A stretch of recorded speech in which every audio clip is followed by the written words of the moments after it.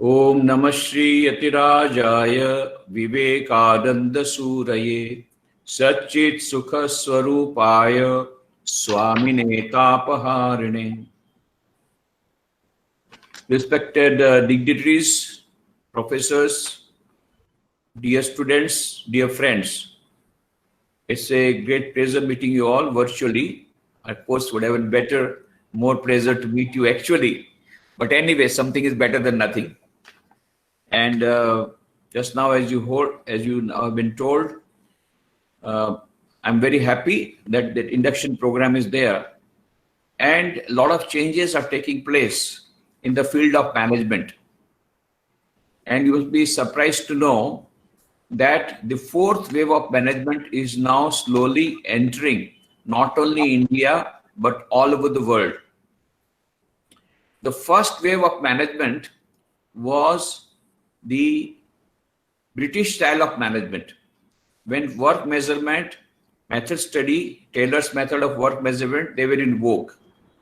The second wave of management was the American style of management, when Peter Drucker became a guide for them.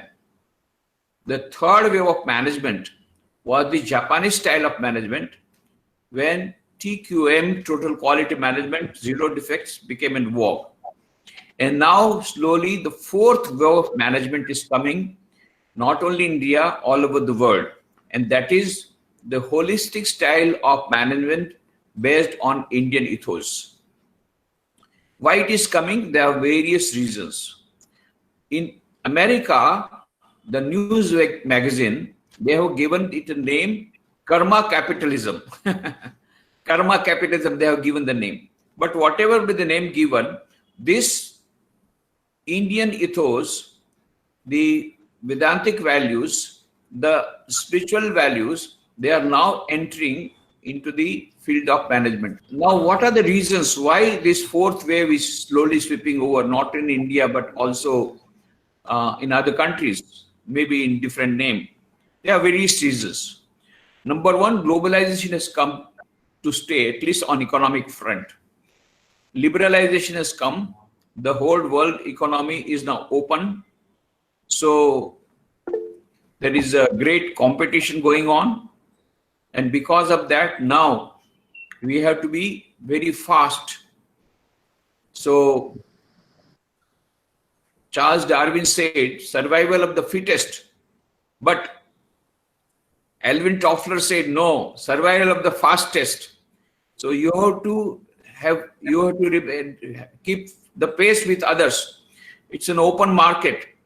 So that is why the competition is very stiff, and that is where the message of Gita becomes very important. Yoga karmasu kaushalam buddhi yukto jahatiha ubhe sukrit duskrite tasmat yogaya yujjasva yoga karmasu kaushalam, says Bhagavan Shri Krishna to Arjuna. That is very important. You have to increase your efficiency, you have to improve your productivity, otherwise you will be out of the market. And with that also, another thing that comes is you must have intuitive faculty. M.R. Thyssen says that the modern science has undergone a lot of transformation. The whole society has undergone tremendous transformation, but management techniques have remained static. That will not do. We will also have to have a paradigm shift in our management techniques. Otherwise, we will have to face paradigm paralysis.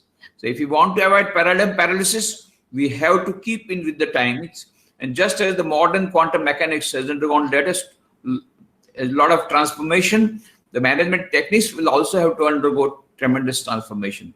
And so we will have to have transcendental management.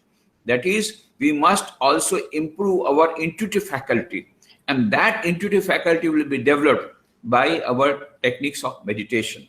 And that is how the Indian ethos is coming in the picture, and that is how spirituality coming in the picture. Second thing is that all over the world, because of this tough competition, tension is coming. Stress is a very big topic. Stress management has become a very important topic. According to Chicago-based research corporation, 40% of the companies are having regular courses on stress management. And the same thing is now coming to India also. And they have been experimenting with various stress management techniques. The Western styles of management are not working.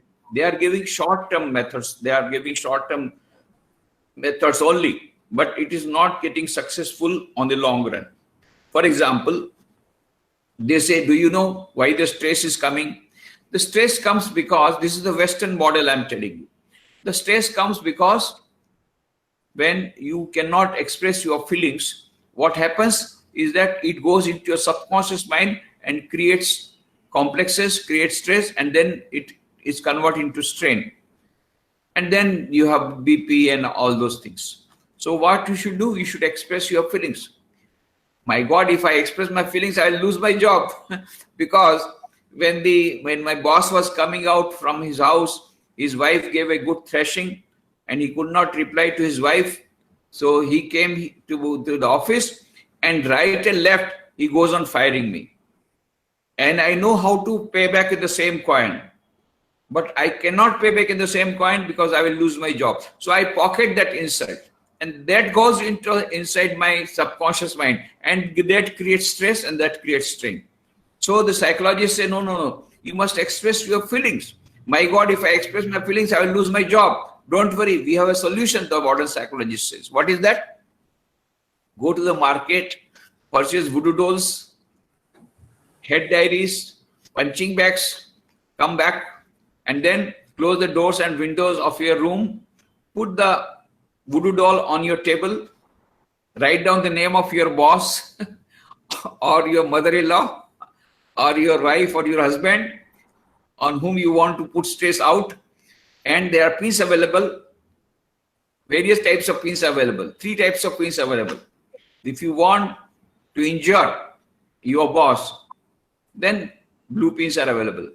If you want to injure seriously, then black pins are also available. But if you want to murder your boss, red pins are also available. So just take a red pin and just put it on the voodoo doll, and the boss is killed. Boss is dead. And you can have a nice sleep without any tranquilizer. So this is the solution. So you can have sleep without any tranquilizer. But unfortunately, what happens, next day the boss is again on the chair, what to do?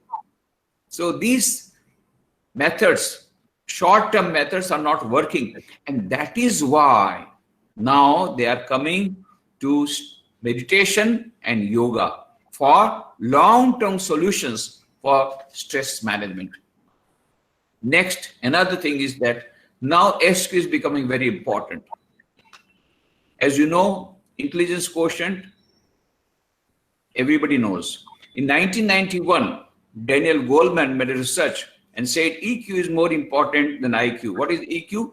Emotional quotient, emotional intelligence. And the latest discovery of the modern science is SQ. Dana Zohar, she is a professor in Oxford University. She has written a book. The name of the book is SQ, Spiritual Intelligence, the Ultimate Intelligence, where she says neurologically, physiologically, biologically, psychologically, from every point of view, there is a concluding evidence. There is something called SQ, which is the basis of both IQ and EQ. What is IQ? IQ will tell you how to play the game of life. What is EQ? EQ will tell you how to play the game of life under changed circumstances with changed strategies. And what is SQ? SQ will tell you whether to play the game of life at all or not. What is the purpose of life? What is the aim of life? Why you come to this earth? What do you want to accomplish before you die? These are the questions basically called existential problems. This will be solved by SQ. And so if you want to have total success, you have to have not only IQ and EQ, but you have to have SQ. Dana Zohar gives a beautiful example. By the side of the Mexican coast, there was a management consultant sitting on the shore. At a little distance, there was a fisherman sleeping on his boat. It was afternoon. And the management consultant said, "Hey, what is the weather? Why are you not fishing? It is still afternoon." And the fisherman said, "You know, sir, in the morning I had a very big catch, very big fish. I sold it. I got good money. And that is enough for my today's earning. and I have finished my quota of earning, and so I'm enjoying. What? Is there any quota system here? You must earn more money. But what do I with extra money? Why? Deposit. Deposit. He never heard the word deposit. Yes, open a bank account and deposit. Then go on depositing, and when you get enough money, purchase another boat. Then you'll have more fishes and more money. What do I with extra money? Again deposit. Then like as you go on increasing the fleet of your boats, you will have a big fleet of so many boats. Then you will become CEO of multinational company. Then you move your headquarters from Mexico to New York, open branches all over the world. Naturally, you have to go all over the world when you travel so much. So there will be blood pressure, there will be bypass surgery. And when there are 3 bypass surgeries and the doctor says no more, then you retire. So sell the company, come back to me. I am an investment expert from Harvard. I will tell you how to invest the money. When you invest like this, every month you will get fixed income and you will be able to sleep nicely. I was sleeping nicely. It is you woke me up. For sleeping nicely, such a roundabout process. So Dana Zohar says, this fisherman has a low IQ, doesn't know how to make money. This management expert has got high IQ, he knows how to make money. But this fisherman has got high SQ, he knows what is the purpose of life is happiness and peace. But this management expert has got low SQ, he doesn't know what is the purpose of life. So the purpose of life is to enjoy, is to have happiness, is to have peace of mind. That is the ultimate aim. And ultimately, what we want is eternal happiness, eternal peace. And that can come by the development of SQ. Now, how to develop SQ? In the Vedanta philosophy, we get the solution to how to develop SQ, for which the modern science is not yet able to give the solution. Solution is already there in Vedanta. And Swami Vivekananda gives. I'm very happy that all of you are studying in this great institution in the name of Swami Vivekananda. So I would like to give example of Swami Vivekananda. The Swami Vivekananda gives the gist of the whole of Vedanta in one paragraph in Raj Yoga, where he says, each soul is potentially divine. The goal of human life is to manifest this divinity within by controlling nature, external and internal. Do this either by work or worship or psychic control or philosophy, by one or more or all of these, and be free. This is the whole of religion. Doctrines, dogmas, rituals, temples, churches, mosques are secondary details. So these are all secondary details. Main thing is manifesting the divinity. How? By combining 4 yogas in life. Raj Yoga, meditation, Bhakti Yoga, prayer, Gyan Yoga, inspirational reading, and Karma Yoga, unselfish service. Try to combine these 4 in daily life. At least spare some time out of a busy schedule for prayer, for meditation, for reading inspirational book, and try to convert each and every work into worship. Take it as worship. That is what Karma Yoga says. So these 4 yogas, if we practice in a daily life, we will be able to have happiness and peace in everyday life, leading to eternal happiness, eternal peace. It leading to the development of SQ. And once that development of SQ comes, IQ will come automatically. Success will come, success will follow. Along with that will come happiness. Along with that will come peace of mind, which is a very rare commodity nowadays in the whole of society. Happiness industry, as you know, is the 5th largest industry in the world today. Wellness industry and happiness industry. 5th largest industry. In every industry there is a slum, but this industry is going on high and high. The more there is a slum, more there is competition, the more this industry, wellness industry and happiness industry is growing. 5th largest already now, and it will become the 2nd largest very soon. So why it is? Because stress management is very important. And when that comes to that, that is why Indian issues is becoming important. Because in Indian spirituality, we have got the solution to the stress on a long-term basis, not a short-term basis. Then another thing is that 5th M is becoming very important in the field of management. What is the 5th M? So far, we are discussing about only 4 M's. That is management of money, that is financial management. Management of man, that is personal management, what is called HRD, human resource development. Nowadays, that name has been, nomenclature has been changed.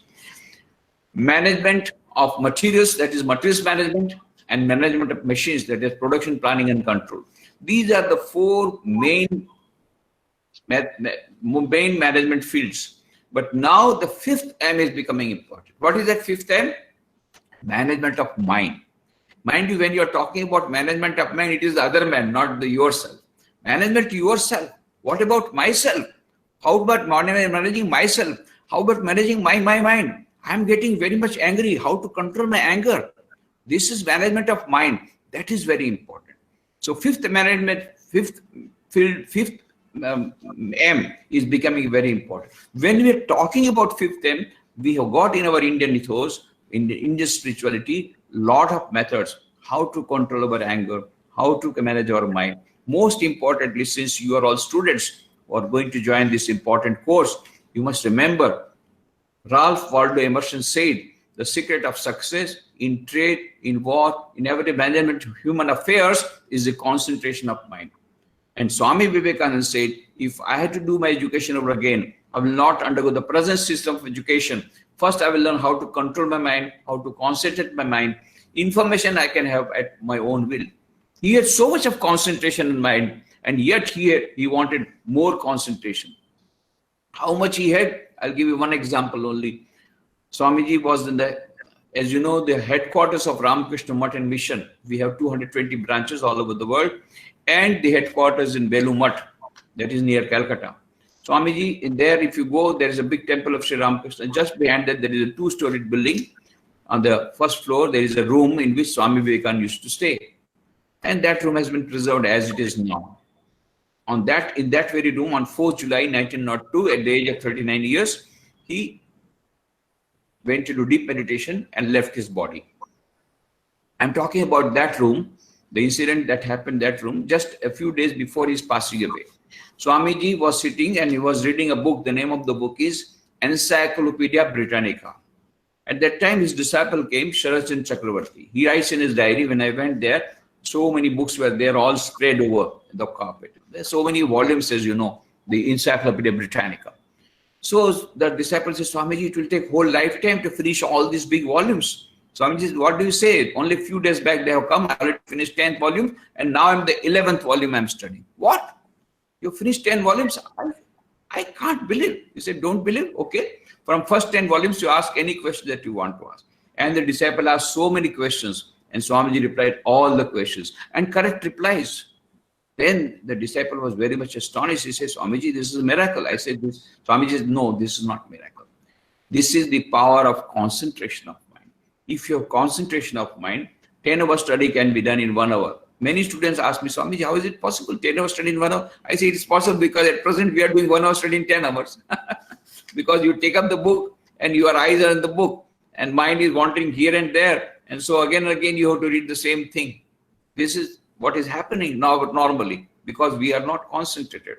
So once concentration comes, 10-hour study can be done in 1 hour. And not only that, in every sphere of life, in sports, games, music, in every sphere will get success. And so the fifth M is very important, because of which the Indian ethos is becoming very important. Another thing is that the gap between have and have-nots is increasing. 1% of the people in India are having 71% of the wealth of our nation. Can you imagine? 1% of billionaires having hold of 71% of wealth of the whole nation. And out of the 71% people, 40% are so much poor that they don't have 2 meals. So the wealth is concentrated in one place. So they are suffering. Here are the people who are so much rich, they are suffering, they don't have sleep because they don't have peace of mind. Here are the other people, 40% of them, who are not able to sleep because they don't have anything to eat. So they are hungry, so they are unable to sleep. So Swami Vivekananda brought out a very good method by which both will have sleep. Both can sleep nicely. He brought out a method, and that method is called Trusteeship Management. And this is what he taught to John D. Rockefeller. And Swamiji went to Chicago, participating in the World Parliamentary Religion, Chicago, as you know, in 1893. On 11 September 9/11, he delivered his historic speech. At that time, the richest person in the world was John D. Rockefeller. At the time, he was passing through a bad patch of his life, and he was going through a bad patch. That time, somebody said, "Why don't you come to my friend's house? An Indian yogi has come, and maybe by getting his advice, you may get peace of mind." Rockefeller said, "What? I have to go to a beggar? I'll not go. Because, we are all monks. We live on charity." So he said, no, I will not go to a beggar for getting advice. And he did not go. But one fine morning, suddenly he called the bell. The butler opened the door. He went inside. Swamiji was not in his drawing room. So without being announced, he entered the study room. And as you know, Swamiji had tremendous power of concentration. So he did not notice Rockefeller coming. And then Rockefeller, he knocked at the table. And then Swamiji looked up. Then Rockefeller said, "I am Rockefeller." And Swamiji asked, "What do you want?" Now, Rockefeller was not prepared for this type of treatment, because Rockefeller, if the president of India, president of America would get up, listening to the name of Rockefeller. In America at that time, he was so well known. And here is the beggar sitting and asking, "What do you want?" So he became very much annoyed. I said, "I don't want anything." Then Swamiji asked, "Then why have you come?" And now he had no answer, because he had come without invitation. Then Swamiji said, "Rockefeller, I know why you come. You come here because you do not have peace of mind." And then he started narrating many incidents from the life of Rockefeller, which no one else knew except Rockefeller. Then he became very much excited. "Who has told all this thing to you? How do you come to know?" Then Swamiji smiled and said, "Do you think it is necessary?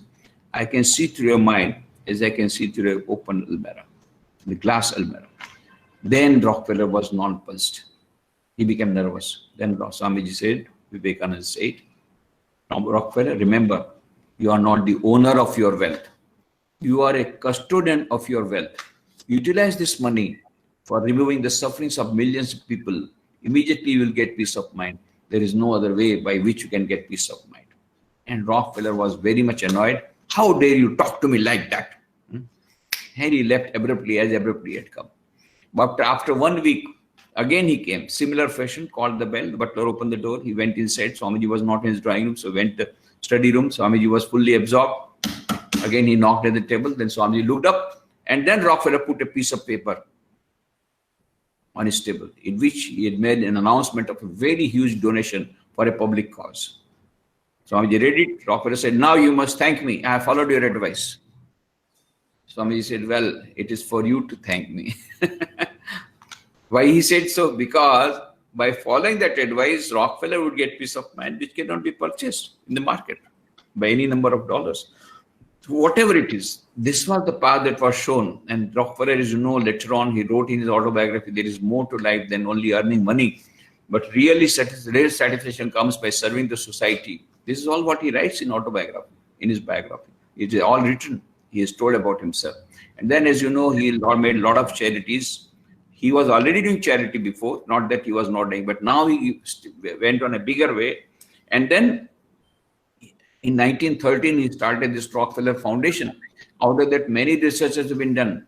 David Borlaug carried out a research and brought out wheat, drought-resistant wheat, which saved the millions of people from starvation. So this is all what was done. Now that trusteeship management principle was later on also taken up by Gandhiji, and was also Jamnalal Bajaj practiced it in our India, in our country, and gradually it is become. Now, of course, the government of India has come forward with the scheme of CSR, corporate social responsibility, which is another method of practicing this trusteeship management. That is very good. I do not know, but if that is practiced sincerely, the CSR will be very happy, because it is a double-edged sword. On the one hand, these people are not getting peace of mind. They are suffering from affluenza. These affluent people suffering from affluenza. You know, Oxford Dictionary has added one more word, affluenza, not influenza. Influenza, we get it also sometimes. This is affluenza. It comes to only affluent people. What is affluenza? And in America, the parents have started affluenza resistance society in order to protect their children from affluenza. What is affluenza? When you have so many things, you want more and more and more, and you become prey of neurosis. And the more you get, more you become unhappy. Then you become a prey. These children, they become prey of do get neurosis, and then they become schizophrenic, drug addict, and then later on they commit suicide. So in America, they have started this affluenza resistant society. So here are the people suffering from affluenza, 1% of the people, and here are the people who are suffering because of not getting proper food. These are not getting sleep because so much money. They are not getting sleep because no money. So why not this money is utilized of trusteeship management, utilized for removing the sufferings of these people? What happens? Both of them get peace of mind, and both of them get happiness. This is a wonderful formula Swamiji brought out on trusteeship management based on Indian ethos, which is now becoming popular. And now the government of India has adopted the CSR in our country. That's very good. So there are various ways, various reasons why the fourth wave of management is coming up. There are so many others. For example, servant leadership, which was practiced by Swami Vivekananda. Now, Robert Greenleaf started servant leadership. That is leading not by precept, but by example, and leading by sacrificing your ego and your selfishness. This is what he preached, and now this is a very much in vogue in America also. That is servant leadership. But Swami Vivekananda practiced in life, and that is why when he died when he passed away at the age of 39 years, on 4 July 1802, there were only 5 centers of Ramakrishna Math and Mission. 1 in New York, 4 in India. Now there are 220 centers all over the world, 50 abroad, rest in India, and 1,000 non-affiliated centers which are indirectly being administered by us. Why this expansion taken place? And so many hospitals, so many schools, so many education institutions, so much of rural and tribal development project taking place, so much of disaster management relief and all that going on. Why? How this expansion has taken place? Because Swami Vivekananda practiced servant leadership. When he came back from America, whatever little money he got by lecturing so much, 10 to 12 lectures per week, whatever little money he got, he had handed over to his brother disciples, said, now I'm free. Now you take this is for our organization, for removing the sufferings of people, start this Ramakrishna Mission. And he did not become the first president of Ramakrishna Math and Mission. He had Swami Brahmanand, his brother disciple. And he started the organization not in his name. It was not Vivekananda Mission. It was the Ramakrishna Mission that he started. So he practiced servant leadership, and that is why Ramakrishna is growing up. So that is how I'm very happy that your organization is in the name of Swami Vivekananda. So Swami Vivekananda has shown the path to a new way of spiritual-based management. This is very important. Now the whole world is adopting it. So Swami Vivekananda, the institution in the name of Swami Vivekananda, you should adopt it first. Then let others adopt. Already they are adopting, but now better late than never. So let us now adopt in your institution also these ideas of Swami Vivekananda, which are so modern. Though he was so modern, he was so much ahead of time. Gradually his ideas are being practiced in the field of management and leadership. Whatever he talked about servant leadership, whatever he talked about trusteeship management, whatever talked about stress management, they are now being taken up by not only India, they are becoming all over the world. So I will request all the professors and students, please study the literature of Swami Vivekananda. There are so much of nuggets available there, so much of gold available there, so much of golden formulas available there for your own field, for the field of management also. And this management of life, that is, and management of stress, management of mind, management of time, these are all very important. All these ideas, we have got the solutions in the literature of Swami Vivekananda. So I'm very happy to meet all of you virtually. I have already been to your institution at least once, as far as I remember. That is many years back. But I am very happy to meet again today. And I give all my best wishes to all the new entrants today. And I hope you will have a very good training here. And when you come out, it will be a finished product, which will be very much in demand. And all of you will get the offers on campus itself. And if you don't worry, go for startup. Either become a very good employee or become a very good employer like Bill Gates. There are two choices for you. There is no third choice. So very good. I'm very happy. Thank you all very much. Thank you all. Thank you so much, Swamiji. Now I would request the director, sir, to come on the forum and speak something. Swamiji, we are very thankful that you agreed to come in spite of your busy schedule. You will be very happy to know that since last year, we have introduced 2 subjects in our PGDM program. And in the first trimester, we call it managing yourself. And it is purely based on what you said about Swami Vivekananda's teachings and all other knowledge which is available in our Indian knowledge system.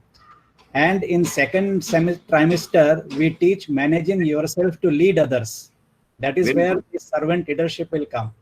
So I am very happy that you talked about the servant leadership and how to manage yourself. And we know that these students, they will be leading a stressful life. And because they should be equipped with this knowledge, so we have introduced, and this is approved by AICT in our syllabus. And I think we are among the first institution in the country who offers these 2 subjects in their PGDM program. एक बार फिर से I will thank you very much for being present, and I know that you are busy and you have to go. Rest of the program, Jyoti will conduct. Thank you, sir. Thank you, sir. Thank you. Yeah, thank you so much, Swamiji, like guiding us on an intuitive faculty, right? And yeah, that was a very important part. As a faculty, we also undergo so much of stress. And thank you so much for that wonderful, enlightenment on SQ, EQ, and IQ, right? And thank you also for guiding us for all the Raj Yoga, Bhakti Yoga, and Gyan Yoga, and also about the 5 M's you spoke about. I truly agree with you that the peace of mind could not be bought about. Like Rockefeller could not purchase peace of mind, so neither we can do that. And also thank you so much for guiding us through the difference between affluenza and influenza, right? Yeah. And also, sharing that example of that punching bag, right? But I think like my faculty colleagues would agree that we in Vivekananda don't need that punching bag. Because the first thing, because the name itself is Swami Vivekananda College, so the energy is very positive, and the aura, if you come, it's vibrant and energetic. Is the first reason, and the second reason, our trustees and our director very strongly believe and trust in our in their people. So we would never need such punching bags. Thank you so much, sir. Thank you so much. Very good. Namaste.